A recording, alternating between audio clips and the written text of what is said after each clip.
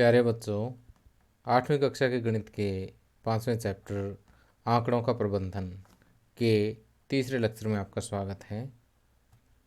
आज इस लेक्चर में हम गणित की प्रश्नावली 5.1 के प्रश्नों को हल करेंगे।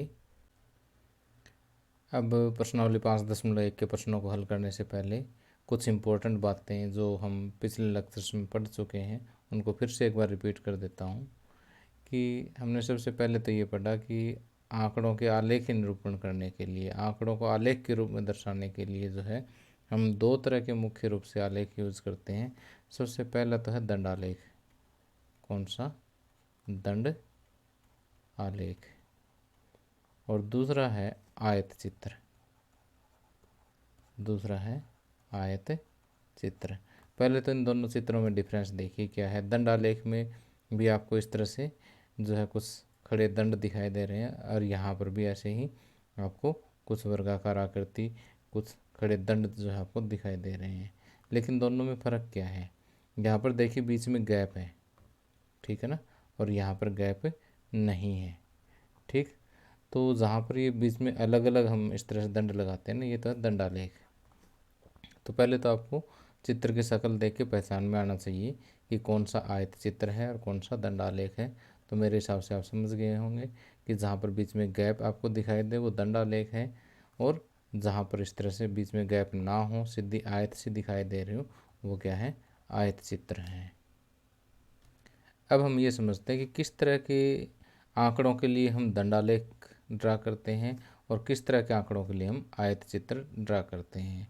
तो इसको मैं उदाहरण के माध्यम से समझाता हूँ कि कुछ आंकड़े हमारे पास ऐसे हैं जिसमें प्रत्येक प्रविष्टि, प्रत्येक एंट्री जो है वो कई बार रिपीट होती है।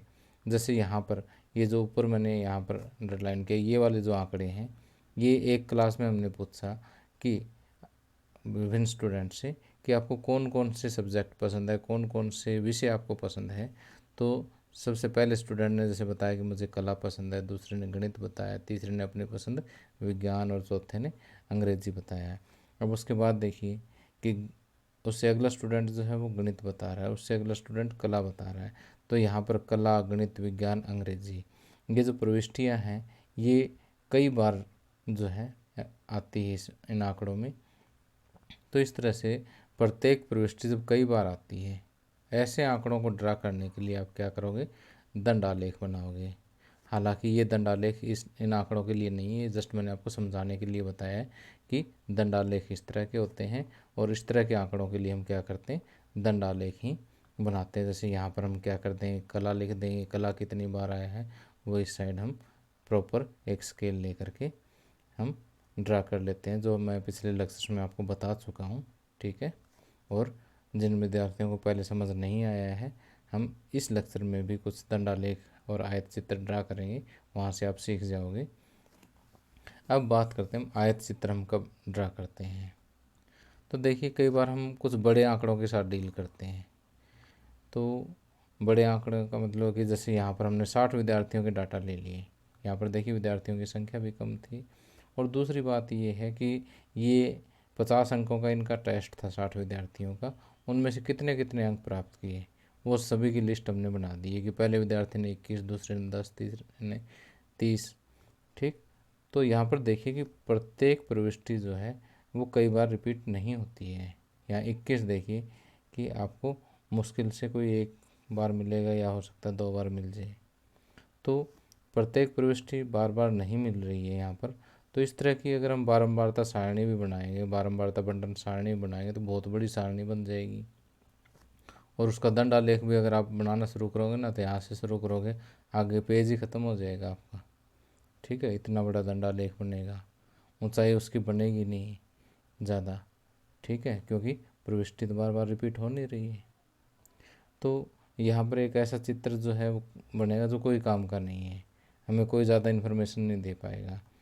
तो ऐसी स्थिति में हम क्या करते हैं? जब हमारे पास ज़्यादा बड़े आंकड़े हों, प्रविष्टियाँ बार बार रिपीट ना हो रही हो, तब हम क्या करते हैं? इन आंकड़ों को वर्गीकृत कर लेते हैं। वर्गीकृत कुछ ऐसे करेंगे कि 0 से 10 तक अंक प्राप्त करने वाले कितने विद्यार्थी हैं, 10 से 20 वाले कितने विद्यार्थी हैं, 20 से 30 वाले कितने हैं, 30 से 40 वाले कितने हैं और 40 से 50 वाले विद्यार्थी कितने हैं। तो इस तरह से आंकड़ों को वर्गीकृत करके हम बारंबारता बंटन सारणी बनाएंगे और इस तरह के जो आंकड़े होते हैं उनको क्या कहते हैं, वर्गीकृत आंकड़े कहते हैं, वर्गीकृत आंकड़े। ठीक, तो इस तरह से वर्गीकरण करने के बाद जो आंकड़े हमें प्राप्त होते हैं उसको क्या कहेंगे, वर्गीकृत आंकड़े। और वर्गीकृत आंकड़ों के लिए हम क्या करते हैं, आयत चित्र बनाते हैं। तो यहाँ से एक इम्पोर्टेंट बात आप नोट कीजिए, अभी क्वेश्चन में काम आएगी हमारे, कि जिन आंकड़ों को वर्गीकृत किया जा सकता है उनके लिए आयत चित्र हम ड्रा करेंगे, और जिनको वर्गीकृत करने की आवश्यकता नहीं है या वर्गीकृत हम नहीं कर सकते, ऐसे आंकड़ों के लिए हम क्या करते हैं, दंडालेख ड्रा करते हैं। अब आइए प्रश्नावली 5.1 के प्रश्नों को हल करते हैं। यहाँ पर पहला क्वेश्चन जो है इसी कंसेप्ट पे पूछा गया है, कहता है कि निम्नलिखित में से किन आंकड़ों को दर्शाने के लिए आप एक आयत चित्र का प्रयोग करेंगे। नीचे देखिए कि आपको 4 भाग दे रखे हैं, प्रत्येक भाग में विभिन्न प्रकार के आंकड़े दे रखे हैं। तो हमें ये चेक करना है कि किसका हम आयत चित्र बनाएंगे, किसका आयत चित्र नहीं बनाएंगे। जिन आंकड़ों को हम वर्ग अंतराल के रूप में लिख सकते हैं, किसके रूप में, वर्ग अंतराल के रूप में लिख सकते हैं, उनका तो आयत चित्र बनाएंगे। और जो आंकड़े जो है जिसमें प्रत्येक प्रविष्टि बार बार रिपीट होती है, उनको वर्गीकृत करने की आवश्यकता नहीं है या वर्गीकृत नहीं कर सकते, या जिनके वर्ग अंतराल नहीं बना सकते, उसमें हम आयत चित्र नहीं बनाएंगे। तो सबसे पहला देखिए कि एक डाकिए के थैले में विभिन्न क्षेत्रों के पत्रों की संख्या। अब देखिए जैसे आपके गांव में, आपके मोहल्ले में डाकिया होगा जो डाक बांटता है, उसके थैले में मुश्किल से 150 लेटर होंगे, 150 पत्र होंगे, और उसको मान लिया कि 4 गांव मिल गए। ठीक है, पहले गांव का नाम ए ले लेते हैं, दूसरे गांव का नाम बी, तीसरे का सी और चौथे का डी। अब पहला लेटर निकाला वो हो सकता है गांव बी का हो, दूसरा ए का हो, तीसरा सी का हो, चौथा डी का हो। अगला लेटर निकलेगा वो इन्हीं में से निकलेगा, किसी का हो सकता है सी का निकल जाए, फिर बी का निकल जाए, ए का निकल जाए। तो इस तरह से जितने भी लेटर निकलेंगे वो या ए के होंगे या बी के या सी के या डी के, यानी प्रत्येक प्रविष्टि जो है क्या होगी, वो अनेक बार रिपीट होगी। तो इस केस में आप जो है आंकड़ों को वर्ग अंतराल के रूप में नहीं लिख सकते, वर्ग अंतराल के रूप में नहीं लिख सकते तो इसका आयत चित्र भी नहीं बनेगा। ठीक, अब दूसरा आंकड़ा देखिए कि किसी खेल कूद प्रतियोगिता में प्रत्याशियों की ऊंचाइयाँ। अब देखिए कि खेल कूद प्रतियोगिता अगर हो रही है ना, तो उसमें देखिए काफ़ी सारे खिलाड़ी होंगे, काफ़ी सारे प्रत्याशी होंगे, तो निश्चित रूप से जो आंकड़ा होगा वो क्या होगा, यहाँ पर आपको जो बड़े आंकड़े मिलेंगे। ठीक, अब हम मान के चलते हैं कि जो सबसे छोटी ऊंचाई का जो प्रत्याशी है, सबसे छोटी ऊंचाई का जो खिलाड़ी है, उसकी ऊंचाई 145 सेंटीमीटर है, सबसे बड़े वाले की 170 सेंटीमीटर है। बीच में मान लिया कि 50 प्रत्याशी और हैं, 145.5 वाला भी कोई मिल सकता है, 146 वाला भी मिल सकता है, 146.5, 147, 148, 149, कोई भी मिल सकता है, यानी यहाँ पर आपको बहुत बड़ा आंकड़ा मिलेगा। तो देखिए कि इतने बड़े आंकड़े को हैंडल करने के लिए हमें क्या करना पड़ेगा, वर्ग अंतराल बनाने पड़ेंगे। जैसे हम कैसे बना सकते हैं, 145 से 150 का बना दिया, 150 से 155 का बना दिया, 155 से 160, 160 से 165, इस तरह से हम इसके वर्ग अंतराल बनाएंगे। और वर्ग अंतराल बनेंगे तो आयत चित्र भी बनेंगे, सिंपल सी बात है। अब अगला क्वेश्चन को पढ़ते ही पता लग जाएगा, 5 कंपनियों द्वारा निर्मित कैस्टों की संख्या।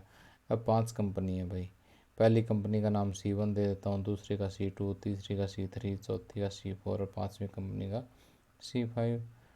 अब इन्होंने कितनी कैस्टें निर्मित की है, मान लिया पहली ने 500 कैस्टें निर्मित कर दी, दूसरी ने 300 कैस्टें निर्मित कर दी, तीसरी ने 150 कैस्टें निर्मित कर दी, चौथी ने 100 कैस्टें निर्मित कर दी और इसने 650 कैस्टें निर्मित कर दी।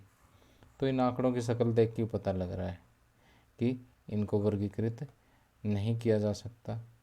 ठीक, वर्गीकृत नहीं कर सकते तो हम यहाँ पर इसका आयत चित्र भी हम ड्रा नहीं कर सकते। अब चौथा देखिए, किसी स्टेशन पर प्रातः 7 से साढ़े 7 बजे तक रेलगाड़ियों से जाने वाले यात्रियों की संख्या। अब देखो, सुबह 7 से शाम 7 बजे तक, तो एक एक मिनट का तो अगर आपने डाटा लिया तो बहुत ज़्यादा जो है संख्या हो जाएगी। फिर 7 बज के 1 मिनट पे कितने यात्री आए, 7 बज के 2 मिनट पे कितने आए, 7 बज के 3 मिनट पे कितने आए, ठीक है, तो बहुत बड़ा डाटा हो जाएगा। तो अब उन सभी डाटा को हैंडल करने के लिए हम क्या करेंगे कि उसको वर्गीकृत कर लेंगे, उसको वर्ग में बांट देंगे कि सुबह 7 से लेकर के 8 बजे तक, या 7 से 9, 9 से 11, कुछ ऐसे कर लेंगे। हम अपनी सुविधा के अनुसार इनका वर्ग अंतरालों में बांट देंगे। 7 से 8 बजे तक जो है कितने यात्री आए, 8 बजे से 9 बजे तक कितने यात्री आए, इस तरह से वर्ग अंतरालों में इसको बांट देंगे। और वर्ग अंतरालों में अगर ये बंट गया तो इसका क्या बनेगा, आयत चित्र ही बनेगा। तो अब देखिए, आपने अपनी नोटबुक में उत्तर क्या लिखना है। अब जितना भी मैंने आपको बताया ना यहाँ पर, ये जो लिखे हुए, ऐसा आपने नोटबुक में कुछ नहीं लिखना है, सिर्फ समझाने के लिए था। तो हम देखिए कि स्थिति बी और स्थिति डी, इन दो को दर्शाने के लिए क्या करेंगे, आयत चित्र का प्रयोग करेंगे। तो ये बात लिख देते हैं। तो हम लिखेंगे कि हम स्थिति बी तथा डी, हम स्थिति बी तथा डी के आंकड़ों को दर्शाने के लिए, आंकड़ों को दर्शाने के लिए आयत चित्र का प्रयोग करेंगे।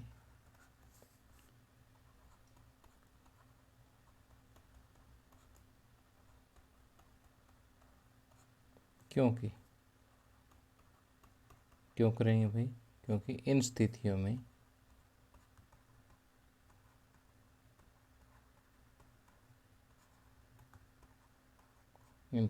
में आंकड़ों को वर्ग अंतरालों के रूप में विभाजित किया जा सकता है। आंकड़ों को वर्ग अंतरालों के रूप में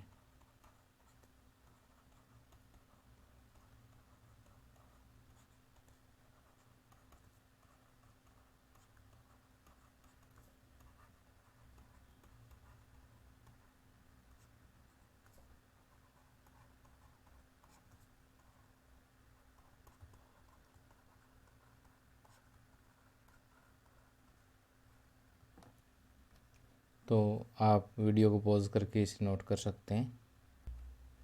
अब आगे दूसरा क्वेश्चन है कि किसी विभागीय स्टोर पर खरीदारी करने आए व्यक्तियों को इस प्रकार अंकित किया जाता है, पुरुष एम, महिला डब्लू, लड़का बी, लड़की जी। निम्नलिखित सूची उन खरीदारों को दर्शाती है जो प्रातःकाल पहले घंटे में आए हैं।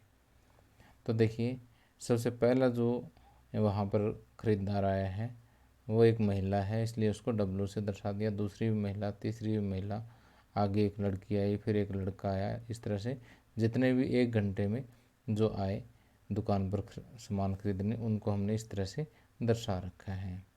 अब कहता है मिलान चिन्हों का प्रयोग करते हुए एक बारंबारता बंटन सारणी बनाइए। इसे प्रदर्शित करने के लिए एक दंडालेख खींचिए। तो सबसे पहले तो देखिए, यहाँ पर खरीदारी करने आए व्यक्ति कौन कौन से हैं वो हम लिखेंगे। तो यहाँ पर सबसे पहले हम खरीदार लिख देते हैं सीधे, खरीदार। ठीक, खरीदार कौन कौन हो सकते हैं, पुरुष हो सकते हैं। ठीक, पुरुष यानी इसको हम कैपिटल एम लिखते हैं। फिर एक महिला हो सकती है, ठीक, महिला को डब्लू। और लड़का हो सकता है, लड़के को हम लिखते हैं बी, बॉय। और फिर एक लड़की हो सकती है, लड़की यानी गर्ल हो सकती है। ठीक, और फिर हम मिलान चिन्ह का प्रयोग करेंगे, मिलान चिन्ह, और फिर इसकी बारंबारता लिखेंगे। ठीक, इस तरह से हम बारंबारता बंटन सारणी बनाएंगे। तो पहले पुरुष देखते हैं। पुरुष, या फिर इसको सीधा काउंट कर लेते हैं, 1 2 3, 3 महिलाएं होगी। तो यहाँ पर 1 2 3 महिलाओं के लिए 3 लगा दी हमने। एक लड़की होगी, ऊपर से ऐसे अब पेंसिल से कट करते जाओ, नीचे लगाते जाओ। फिर एक लड़का हो गया, ठीक। अब एक लड़के के बाद 2 महिलाएं और हैं। तो देखिए हमारे पास 3 महिलाएं पहले है, 2 और दिखानी है। तो 3 और 1 4, और 5वां देखिए इस तरह से ऊपर से नीचे कट करना आपने, ठीक। उसके बाद एक आदमी है, फिर 2 लड़कियां हैं, लड़कियां 2 और दिखानी है, और फिर 2 आदमी और हैं, 2 पुरुष और हैं। फिर 1 2 3 4 महिलाएं। तो ये 5 का ग्रुप बन गया ना पहले। तो 1 2 3 4, फिर एक लड़की, ये 4 हो गई लड़कियां, फिर एक लड़का, फिर एक पुरुष, फिर एक और महिला। तो 4 और 1 5, फिर एक लड़का, ठीक। फिर 2 लड़कियां और हैं। तो 2 लड़कियां, तो 4 तो पहले होगी, 1 5वीं ऐसे, छठी ऐसे, ठीक। फिर एक पुरुष, एक पुरुष है, तो ये 4 पुरुष पहले हैं, 5वां ऐसे दिखाया जाएगा। फिर 2 महिलाएं और हैं, फिर 2 पुरुष और हैं, फिर 1 2 3 महिलाएं और हैं, 3 और दिखाएंगे। तो 2 तो पहले है, 1 2 और 3, ठीक। फिर एक पुरुष, फिर एक महिला और, फिर एक लड़का है, फिर एक महिला और, फिर एक लड़की और है, फिर एक पुरुष और है, फिर 1 2 3 4 महिलाएं हैं। तो 2 1 2 3 और 4, ठीक।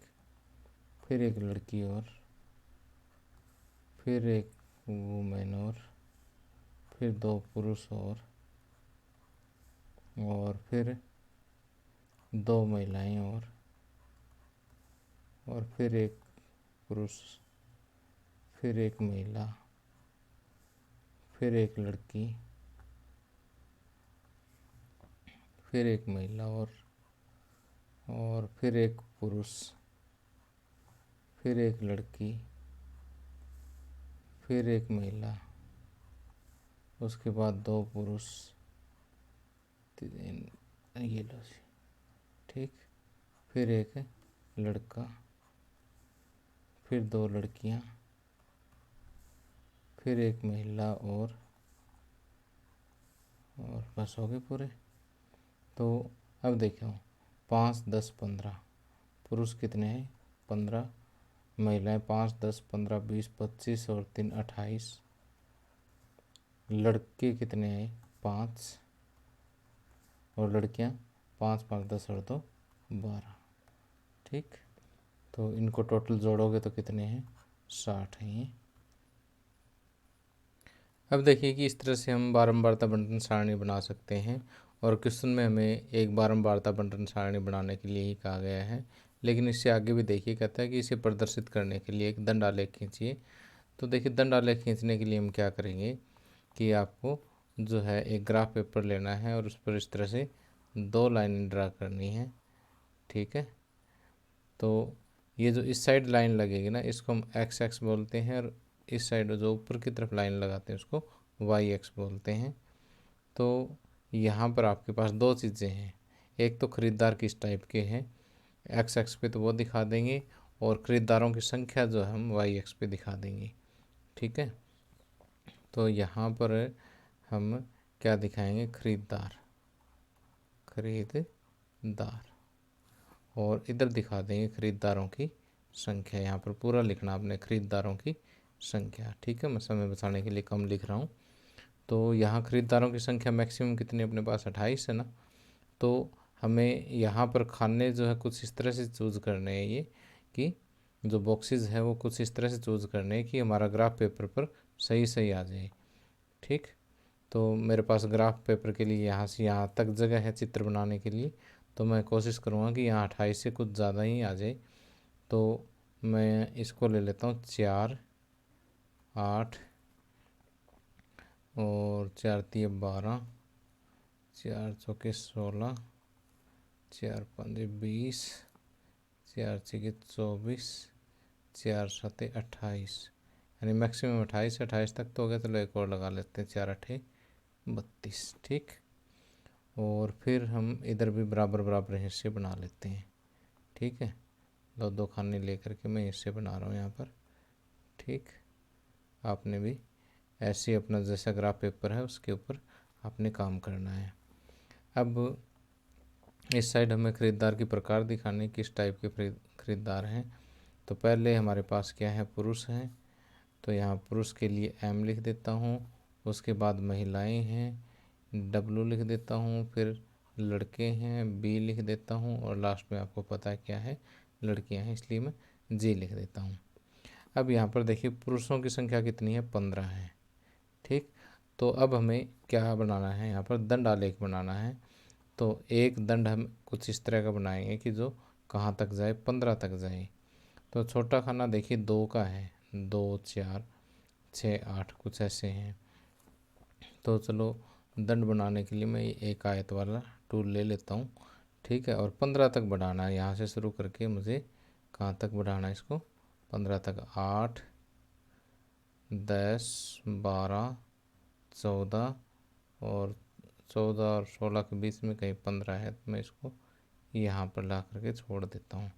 ठीक है, आपने ये काम किससे करना है, पेंसिल और स्केल की हेल्प से करना है। ठीक है, उसके बाद देखो यहाँ पर ये टच नहीं हो, आपने टच कर देना है। ठीक है, और उसके बाद है महिलाएं 28 हैं। तो महिलाएं 28 दिखाने के लिए हम क्या करेंगे, यहाँ से एक दंड बनाना शुरू करेंगे। और 20, 24 और ये लो जी 28 हो गई। और यहाँ नीचे अगर टच नहीं हुआ तो मैं इसको यहाँ थोड़ा सा टच कर देता हूँ, ये लो जी। ठीक है, तो ये महिलाएं 28 हमने दिखा दी है। इसी तरह से लड़के कितने दिखाने हैं, 5। तो लड़कों के लिए एक और दंड बना देते हैं। लड़के यहाँ से शुरू करके 2, 4 और ये लो जी यहाँ 5। ओके, ये 5 लड़के दिखा दिए हमने। देखो ये यहाँ तक 4 थे और ऊपर वाले में 6 है, तो 4 और 6 के बीच में कहीं 5 आता है, तो इसको अंदाजे से मैंने बीच में दिखा दिया है। ठीक है, आपको अंदाज़ा लेने की ज़रूरत नहीं है, क्योंकि आपके पास जो ग्राफ पेपर होगा वो एक जो बड़ा खाना लोगे उसमें 10 खाने होंगे। ठीक है, तो उसको आप कुछ इस तरह से स्केल ले सकते हैं कि 5, 10, 15, 20, तो एक छोटा खाना 2 के बराबर हो जाएगा। ठीक है, बिल्कुल एग्जैक्ट ग्राफ आ जाएगा उससे। और लड़कियां हैं 12, तो लड़कियां दिखाने के लिए हम क्या करेंगे कि यहाँ से हम 12 लड़कियां दिखाएंगे। तो ये लो जी 12 की सीध में ले जा कर के मैं इस आयत को छोड़ देता हूँ। ठीक है, तो यहाँ से देख लेना ये बिल्कुल 12 की सीध में होना चाहिए। तो इस तरह से हम एक दंड आलेख इसका ड्रा कर सकते हैं। अब देखिए कि यहाँ पर आगे तीसरा क्वेश्चन जो आपको दिया हुआ कहता है किसी फैक्ट्री के 30 श्रमिकों की साप्ताहिक मजदूरी निम्नलिखित है। कि 30 श्रमिक हैं और उनकी साप्ताहिक मजदूरी आपको दी हुई है कि पहले मजदूर को जो है 830 रुपये एक सप्ताह में मिलते हैं, दूसरे को 835 मिलते हैं, तीसरे को 890 मिलते हैं, और इसी तरह से सभी मजदूरों का एक सप्ताह का वेतन दे रखा है। अब ये कहता है कि मिलान चिन्हों का प्रयोग करते हुए अंतरालों 800 से 810, 810 से 820 इत्यादि वाली एक बारंबारता सारणी बनाइए। तो बिल्कुल सिंपल है कि तो हमें ये देखना है कि 800 से 810 के बीच में कितने मज़दूर हैं, 800 से 810 तक रुपए लेने वाले कितने मज़दूर हैं। इसी तरह से 810 से 820, और ये हमें कहाँ तक बढ़ाना पड़ेगा। तो इसमें सबसे बड़ी संख्या देखिए क्या है, सबसे बड़ी संख्या मुझे यहाँ 898 नज़र आ रही है। और भी आप ध्यान से देखो, 898 से बड़ी है कोई नहीं, कोई बड़ी नहीं है। तो 898 के लिए हमें 900 तक बढ़ानी पड़ेगी ये संख्या। तो 820 से लेकर के 830 फिर 830 से 840, फिर 840 से 850, 840 से 850, फिर 850 से 860, 860 से 870, फिर 870 से 880, फिर 880 से 890 और 890 से 900। ये सारे हो गए वर्ग अंतराल। क्या हो गए? वर्ग अंतराल। अब देखिए कि सारे वर्ग अंतराल तो हमने लिख दिए। अब मिलान चिन्हों का प्रयोग करते हुए हमें क्या बनाना? बारंबारता सारणी बनानी है। तो यहाँ पर हम क्या लिखेंगे? मिलान चिन्ह, मिलान चिन्ह लिखेंगे। तो मिलान चिन्ह लिखते समय देखिए ध्यान से कि यहाँ पर पहला है 830। अब 830 के लिए समस्या है कि 830 यहाँ भी दे रखा है, यहाँ भी दे रखा है। ध्यान से देखिए किस में डालेंगे हम। तो अगर 820 या 820 से ऊपर 821, 822, 823 यानी 829 तक, या 829 पॉइंट कुछ और भी है तो भी, लेकिन पूरा 830 ना हो तो आएगा इसमें, और पूरा 830 होते ही अगले में यानी इसमें चला जाएगा। पूरा 830 इसमें डलेगा। ठीक, तो समझ गए ना कि 829.99 भी है तो भी इसमें जाएगा, लेकिन पूरा 830 होते ही अगले में। ठीक, तो अब आगे देखिए 835। 835 कहाँ जाएगा? 830 और 40 के बीच में 835 आता तो इसी में। 890, 890 देखो यहाँ भी किस में डालूँ? 890 पूरा आ गया ना, तो इसमें आ गया। इसी तरह से 810, 810 जो है इसमें आएगा। 835, 835 30 और 40 के बीच में 35 आता है। 836, 36 भी इसी रेंज में आता है। और 869, 869 जो है 60 और 70 के बीच में यहाँ पर। ठीक, 845, 845 40 और 50 के बीच में 45। 898, 898 90 और 900 के बीच में है। 890 पूरा 890 है तो इसी के अंदर। फिर 820, पूरा 820 है तो नीचे वाले में। ठीक, फिर 860, पूरा 860 है तो नीचे वाले में, पूरा 860 यहाँ। फिर 832, 30 और 40 के बीच में 32 आता है तो ये लो जी। 833, 833 30 और 40 के बीच में 33 है। 855, 50 और 60 के बीच में 55 है। 845, 40 और 50 के बीच में 45 है। 804, 800 और 810 के बीच में 804, इसी के बीच में 808। 812 जो है यहाँ पर आ जाएगा। 840 यहाँ पर। 885, 885 80 और 90 के बीच में। 835 30 और 40, 830 और 840 के बीच में। फिर से 835 तो वहीं पर। फिर 836 ये भी यहीं पर। फिर 878, 878 870 और 880 के बीच में। फिर 840, 840 एग्जैक्टली यहाँ आ गया। 868, 868 यहाँ आ गया। 890, 890 यहाँ आ गया। फिर 806, 806 800 और 810 के बीच में। फिर 840, 840 एग्जैक्टली यहाँ आ गया। ठीक, तो मिलान चिन्ह का तो मैंने आपको बताया था कि 1 2 3 4 तक काउंटिंग है, सिर्फ पाँचवीं ऐसे, फिर 6 7 8 9 10 ऐसे होता है मिलान चिन्ह। ठीक है, ये तो आपको पता है ही, तो इसको तो एक बार छोड़ दो। अब बारंबारता इसकी लिखेंगे। बारंबारता, बारंबारता लिखेंगे। ये कितना है?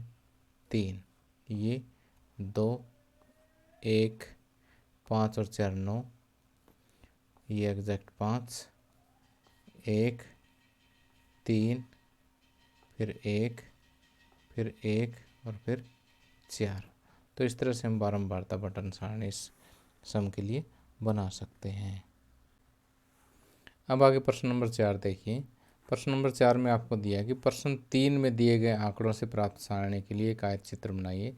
प्रश्न 3 में हमें ये जो बारंबारता सारणी प्राप्त हुई है इसका क्या बनाना है? हमें आयत चित्र बनाना है। ये आपको पता ही है कि अगर आंकड़े वर्ग अंतराल में है तो हम क्या बनाते हैं, आयत चित्र बनाते हैं। ठीक, तो आयत चित्र बनाने के लिए हमें वही दंडालेख की तरह से क्या करना होगा, दो एक्सिस लेने होंगे, एक एक्स एक्सिस और एक वाई एक्सिस। जैसे ये एक्स एक्सिस होता है और ये वाई एक्सिस होता है। ठीक है, तो अब देखिए कि यहाँ पर हम इस साइड तो दिखाएंगे वर्ग अंतराल, क्या दिखाएंगे, वर्ग अंतराल। ठीक, और इस साइड दिखाएंगे हम बारंबारता, यानी बारंबारता क्या, श्रमिकों की संख्या है, श्रमिकों की संख्या।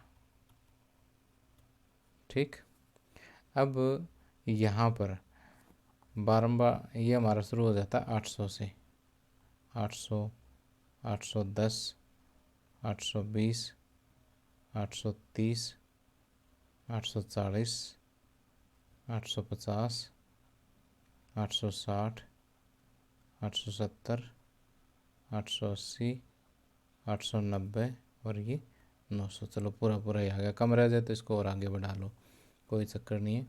अब देखो कि बारंबारता सबसे अधिक अपने पास कितनी है, 9 है।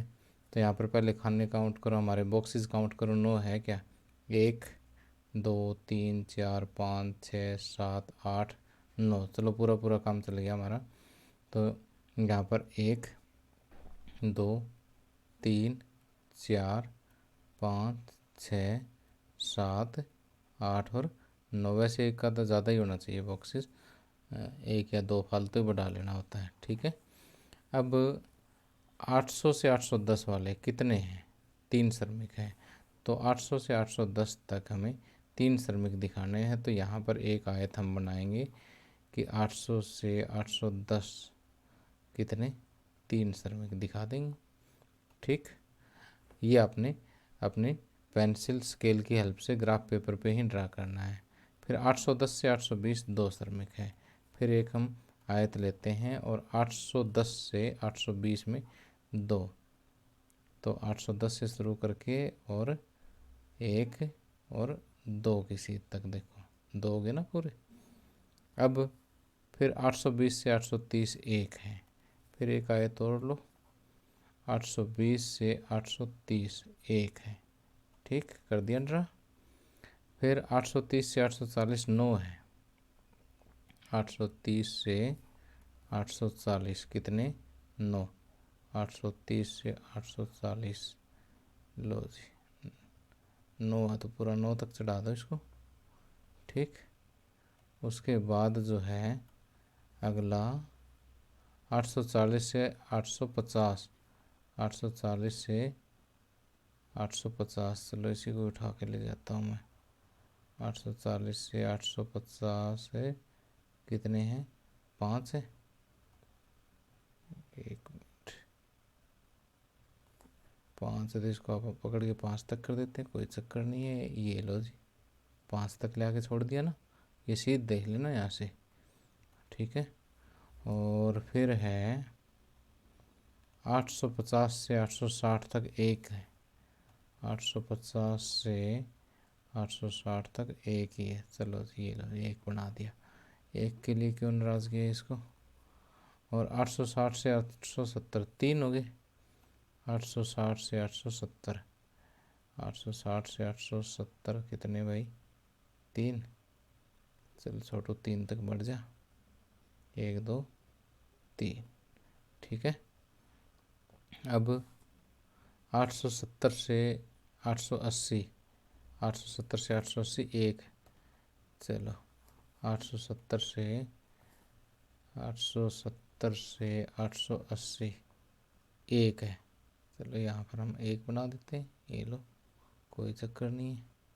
ठीक है, और 880 से 890 भी 1 है।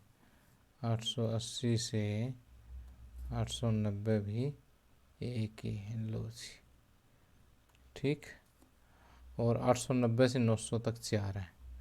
890 से 900 तक कितने हैं, 4 है। 890 से 900 तक 1 2 3 और 4। ठीक, तो ये बन गया आपका आयत चित्र। ठीक है, अब इनके ऊपर संख्या और लिख देते हैं कितने, 3 2 1 9 और ये कितना 5 और ये कितना 1 3 1 1 और ये है 4। ये आयत चित्र आपका तैयार हो गया है। ठीक, और इसमें आपने स्केल और पेंसिल की हेल्प से करना, हाथ से कलाकारी नहीं दिखानी आपने इसमें कोई भी। ठीक है, अब ये कहता है कि किस समूह में श्रमिकों की संख्या सबसे अधिक है। यहाँ पर देखो बिल्कुल स्पष्ट दिखाई दे रहा है, 830 से 840, 830 से 840 समूह में या वर्ग में श्रमिकों की संख्या सबसे अधिक है। श्रमिकों की संख्या सबसे अधिक है।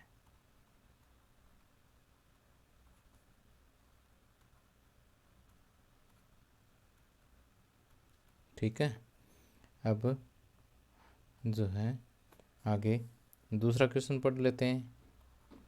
ये कहता है कितने श्रमिक 850 या उससे अधिक अर्जित करते हैं। 850 या उससे अधिक, 850 है भाई यहाँ पर। ठीक, 850 या उससे अधिक, तो ये वाला 850 या उससे अधिक वाले में आगे 1 3 4, यानी यहाँ से आगे जितने भी है सारे 850 या उससे अधिक वाले ही। तो 1 + 3 4 + 1 5 + 1 6 और +4 10। तो इसका आंसर आ जाएगा कितना, 10।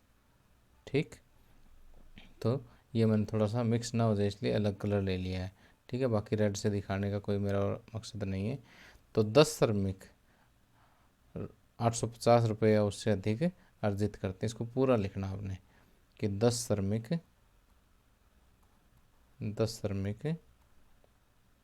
850 रुपये 850 या इससे अधिक अर्जित करते हैं, इससे अधिक अर्जित करते हैं।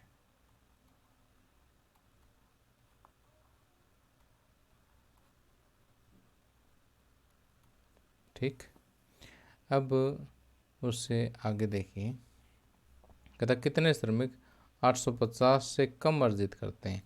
850 से कम वाले, 850 यहाँ है तो ये इधर वाले सारे क्या है, कम वाले हैं। तो यहाँ से इधर इधर वाले काउंट कर लेते हैं हम। 5 + 9 14 + 1 15, 2 17 और 3 20।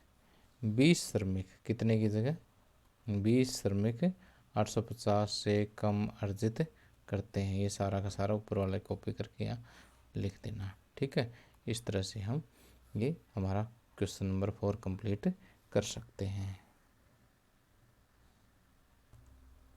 अब इस एक्सरसाइज का लास्ट क्वेश्चन है, कहता अवकाश के दिनों में एक विशिष्ट कक्षा के विद्यार्थियों द्वारा प्रतिदिन टेलीविज़न देखने के समय घंटों में दिए हुए आलेख में दर्शाए गए हैं। यानी यहाँ पर एक जो आपको आलेख दिया हुआ ना, उसमें क्या दर्शा रखा है कि छुट्टी वाले दिन स्टूडेंट्स जो टीवी कितने घंटे देखते हैं। ठीक है, तो इस आलेख को अगर हम देखें ना, तो यहाँ पर देखो ये वाली लाइन क्या शो कर रही है, प्रतिदिन देखे गए टीवी के घंटे, यानी 1 से 2 घंटे, 2 से 3, 3 से 4, 4 से 5, 5 से 6 और 6 से 7 घंटे, और ये विद्यार्थियों की संख्या है। ठीक, तो अगर इस ग्राफ को हम ध्यान से देखें तो ये है कि 1 से 2 घंटे तक टीवी देखने वाले स्टूडेंट कितने, 4। ठीक, 2 से 4 घंटे, यानी 1 से 2 घंटे का मतलब है कि 1 घंटा और पूरे 59 मिनट और 59 सेकंड तक तो है ये। ठीक, और पूरे 2 घंटे होते ही ये 2 से 3 वाले में आ जाएगा। ये चीज़ ध्यान रखनी बस आपने। ठीक है, तो अब 1 से 2 घंटे तक टीवी देखने वाले 4 है, 2 से 3 वाले 8 है, 3 से 4 वाले 22, 4 से 5 वाले 32, 5 से 6 वाले 8 और 6 से 7 घंटे टीवी देखने वाले कितने बच्चे हैं? 6। तो अब जो क्वेश्चन पूछे गए हैं वो बताने हैं हमें, उनके आंसर देने हैं। अधिकतम विद्यार्थियों ने कितने घंटों तक टीवी देखा? अधिकतम विद्यार्थियों ने, ये है अधिकतम विद्यार्थियों ने 4 से 5 घंटे टीवी देखा। तो इसका जो उत्तर लिखेंगे हम पहले भाग का, वही लिखेंगे कि अधिकतम विद्यार्थियों ने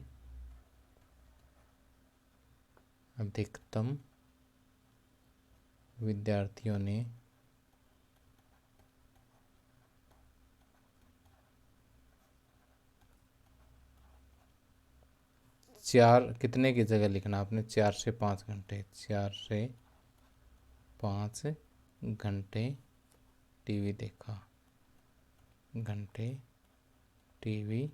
देखा, ठीक। अब दूसरा पार्ट, 4 घंटों से कम समय तक कितने विद्यार्थियों ने टीवी देखा? अब अगर हम 4 घंटे देखें तो यहाँ आकर के 4 घंटे होते हैं, तो इस साइड वाले जितने भी हैं वो क्या है, 4 घंटों से कम वाले हैं। तो ये सारे के सारे 4 घंटों से कम वाले हैं, तो 22 + 8 30 + 4 34। तो यानी इस साइड से जोड़ लो वैसे, 4 + 8 प्लस ये प्लस 4 + 8 + 22, तो ये हो गए 22 और 8 30 + 4 34, ठीक। तो 34 विद्यार्थियों ने 4 घंटे से कम टीवी देखा। 34 विद्यार्थियों ने 4 घंटों से कम टीवी देखा, 4 घंटों से कम टीवी देखा, ठीक। अब तीसरा क्वेश्चन का आंसर हमें देना है, क्या है, कितने विद्यार्थियों ने टीवी देखने में 5 घंटे से अधिक का समय व्यतीत किया? अब देखो 5 घंटे यहाँ, तो 5 से अधिक वाले ये, तो 8 + 6, 8 + 6, 8 + 6 कितने हो गए? 14। 14 विद्यार्थियों ने टीवी देखने में 5 घंटे से अधिक समय व्यतीत किया। विद्यार्थियों ने टीवी देखने में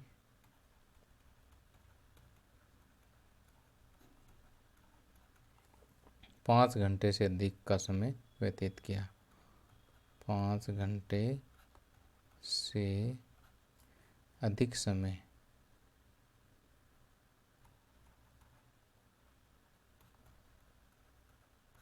व्यतीत किया, ठीक। तो यहाँ पर जैसे ये पूछा हुआ ना, कितने कितने कितने, कितनों की जगह बस संख्या लिखनी, बाकी ये वाले लैंग्वेज ट्रेस करके आपने आंसर दे देना है, ठीक। तो प्यारे बच्चों, उम्मीद करता हूँ कि मेरा ये लेक्चर आपको पसंद आया होगा, और पसंद आया हो तो इसी वीडियो के नीचे जो है एक लाइक का बटन है, उसे लाइक कर लें। और जिन स्टूडेंट्स ने अभी तक चैनल को सब्सक्राइब नहीं कर रखा, तो इस कॉर्नर पर सब्सक्राइब का बटन है, उसे भी दबाएं और साथ में घंटी का बटन भी दबा दें। इससे मेरे नए वीडियो आप तक सबसे पहले पहुंचेंगे। Thank you, have a nice day.